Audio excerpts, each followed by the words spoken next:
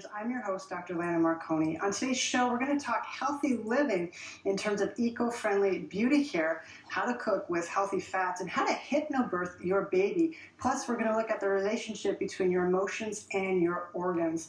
Kindly welcome my first guest, eco-entrepreneur, Sarah Somnath. Right? Sorry, Sarah. And her lovely model, Tara Singh. Welcome, ladies.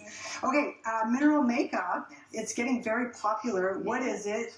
Mineral makeup is a pure type of cosmetic, so it's naturally derived from the earth using minerals like zinc oxide and titanium dioxide, both of which are very good for the skin, and then different herbal extracts, botanicals, that will be healing and reparative to the skin and help to balance out the skin, which is excellent. You could always use one of that. Yeah, and like historically, I mean, ancient cultures have always used minerals on their face for decoration, for war paint.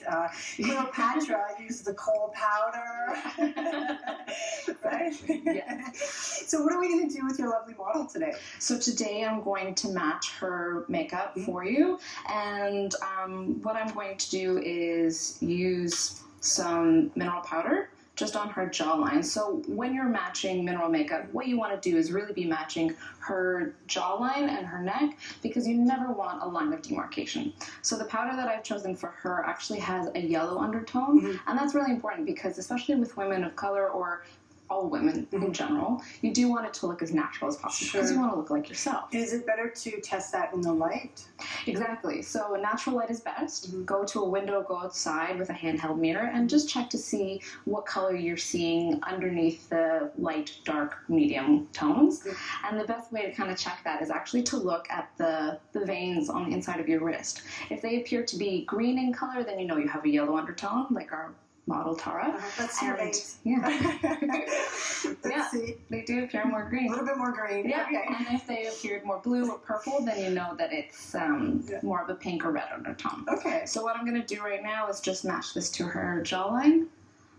And you can see that it just blends in and it looks more flawless, which is what we want.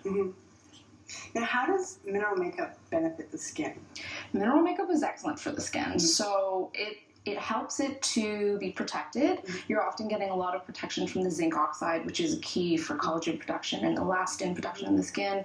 It's also high in antioxidants, anti-inflammatory, especially because of the herbal benefits that are present in the blend. That's what I was going to say, because calamine lotion has the iron oxides and the zinc oxides in it, and that's an anti-inflammatory. And those are two ingredients that are in the mineral makeup. Calamine? No, iron and zinc. Yes, right? exactly. Iron oxides. Yes.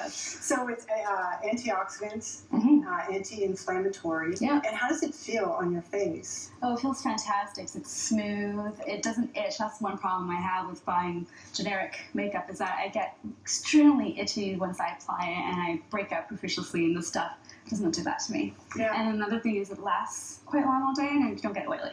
Yeah, I was reading a WebMD article, and there's a Chicago dermatologist, and he actually recommends mineral makeup to her patients with rosacea and eczema, because traditional makeup gives a reaction. Yeah. Do you find that? Or do you use traditional makeup or mineral makeup? Well, as a model, I'm kind of forced to, in the industry, to be bombarded with all this chemical, and every single time without fail, I always break out in multiple pimples, but this stuff doesn't do that. Interesting. So when you're bombarded with chemicals, are they using like the liquid foundation on you? Majority of the time, yes, they use the liquid. Because that's where a lot of the chemicals are in. The dimethicone is one of them, right? So it traps the bacteria and the sebum under the skin, and your skin actually can't do what it's supposed to do, such as regulate your body temperature and sweat. I do notice that I do sweat a lot more when I am wearing like thicker foundations on my skin, yes. This way your skin breathes really nicely. Yes, exactly. Nice. Is it so light you can sleep in it? I probably could sleep it in and not break out in it, yes. Yeah. Is there an age difference between, going from liquid to powder? Do you find age difference? Yeah. Do you find that women who are younger maybe use the powder and older people to hide those lines? Well, it's fascinating that you mentioned that because often women who are in their younger years have oilier skin, and so with a powder formulation, it's actually easier on the skin because it does help to balance out those oil productions. And then as we age, we lose a lot of that moisture retention. So it is good to transition into a liquid foundation. Again, in that article that I was reading, WebMD is really cool. Carrie Herta, she's on the Daytime Soap. She's a makeup artist. Okay. And All My Children, and she's done Nip and Tuck. And she loves mineral makeup, and she likes it on a hot, humid summer day because it doesn't, you're not, like you said, like when you're wearing the other makeup, you're sweating profusely. Yes, right? exactly. So and it also offers some SPF protection. Nice. Yeah. That's what you built into your minerals. Exactly, with the zinc oxide. So we're seeing this shift, like in makeup, in terms of actually representing global diversity and ethnicity in lines of makeup, from lipstick to foundations, which is really cool. And I think that's what your brand is representing. Exactly. Yeah. Right. So there's 30 shades in the line, and I created it to be as inclusive as possible for women of all colors, because I think all women should have something that caters to their needs, whether it be just color or, especially if they're having issues with their skin, something that's going to heal their skin, which is important. So this is a bit light. That one would be very light. Yeah, but for some women who fall on either. Wow, it's really silky. Yeah. Yeah, that's a nice feel to it. Very, very nice. It blends quite well, and for women who fall on either ends of the spectrum, it is often hard to find your shade. Very, very nice. So, what else can you tell us? Why did you get into this?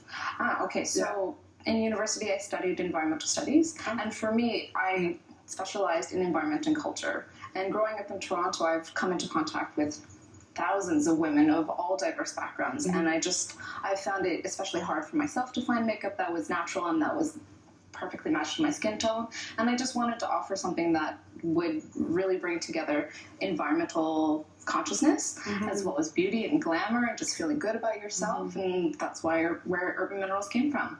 Yeah. Interesting.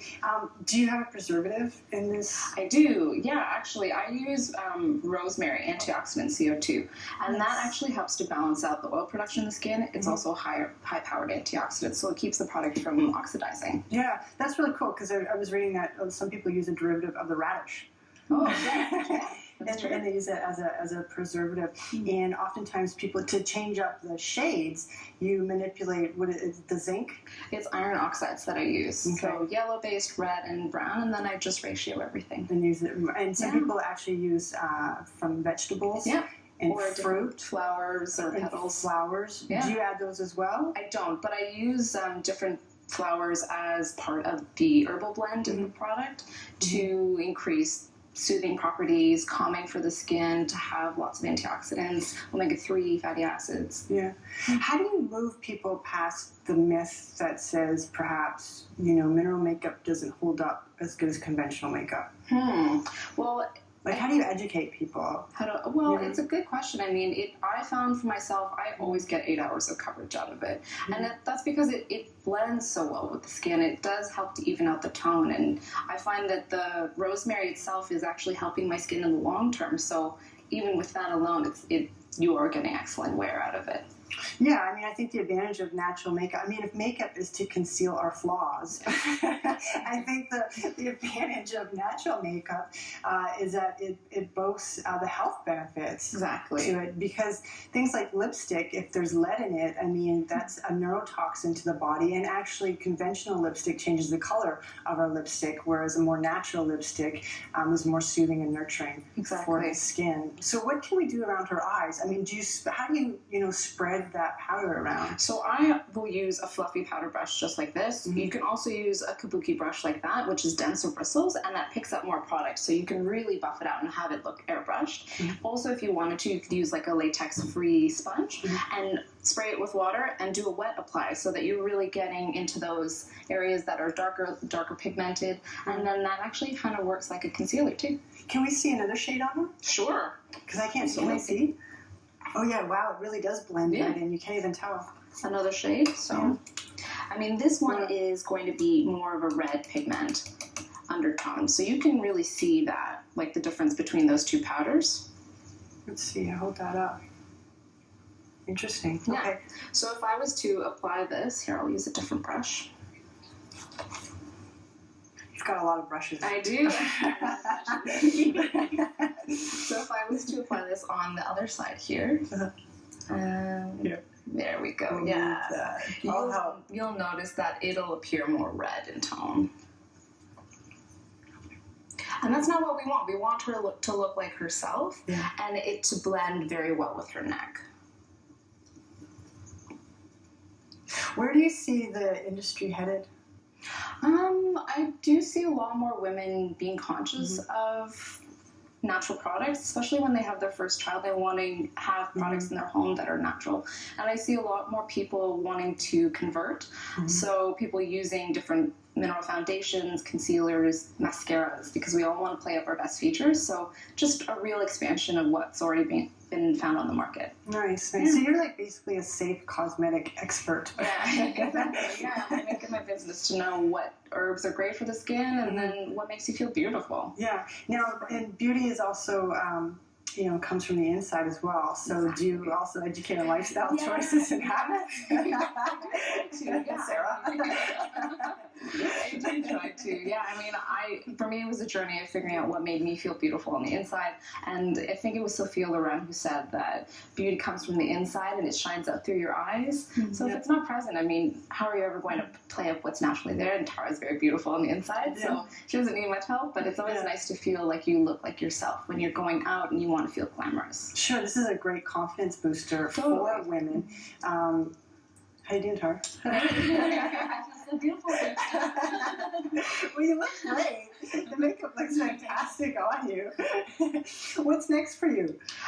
Next, I want to work towards non-GMO status. Oh, love it, love it. Yeah, it's Very exciting. nice. I don't want to use genetically modified ingredients just because I want to support local farmers and the local economy. Also, I would love to increase the amount of FSC certified paper in my print collateral, so using things that are sustainably forested, and then also just, writing more about what I love to do and what I'm working on my blog at urbanminerals.ca. Nice. Sarah, thank you very much for being here. Thank you for for having bringing me. lovely Tara. Thank you very much. Ladies, come back anytime. We'll be back. More on Health Matters. Come on back.